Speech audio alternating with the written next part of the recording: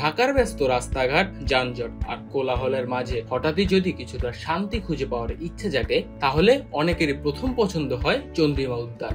রাজধানীর শেরেবাংলা নগরে জাতীয় সংসদ ভবনের পাশে অবস্থিত এই উদ্যানটি শুধু একটি পার্ক নয়, এটি হয়ে উঠেছে হাজারো নাগরিকের নিঃশ্বাস নেওয়ার এক পরম ঠিকানা।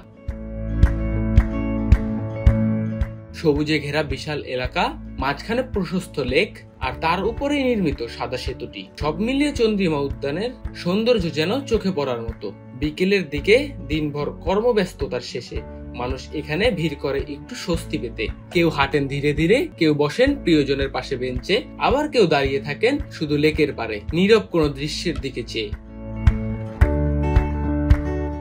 উদ্যানের চারপাশে সারি সারি বৃক্ষ, গাছের ছায়া আর নরম বাতাস, এই সব কিছু মিলিয়ে একটি প্রাকৃতিক আবহ তৈরি করে, যা শহরের আর কোথাও তেমন পাওয়া যায় না।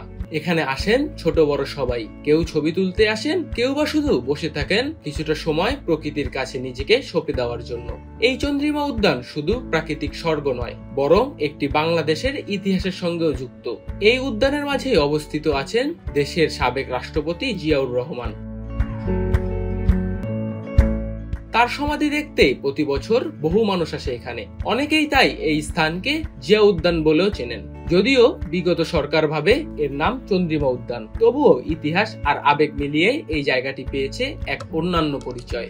বছরের নানা সময়ে এখানে বসে নানা ধরনের অনুষ্ঠান, মিলন মেলা বা ঘুরে বেড়ানোর পরিকল্পনা। বিশেষ করে ছুটির দিনের বিকেল বেলায় এই উদ্যানটি যেন উৎসবের রূপ ধারণ করে। পরিবার, শিশু আর তরুণ তরুণীদের উপস্থিতিতে মুখরিত হয়ে থাকে পুরো এলাকা। চন্দ্রিমা উদ্যানের সবচেয়ে বড় আকর্ষণ হলো এর নীরবতা। কোলাহল শহরে থেকেও কিছুটা সময়ের জন্য যেন এখানে ঘড়ির কাঁটা থেমে যায়। প্রকৃতির কোল জুড়ে কিছু সময় কাটিয়ে মনের ভার হালকা করে মানুষ ফিরে যায় তার আবার নিজের কর্মব্যস্ত জীবনে, একটু প্রশান্তি আর ভালো লাগা সঙ্গে নিয়ে।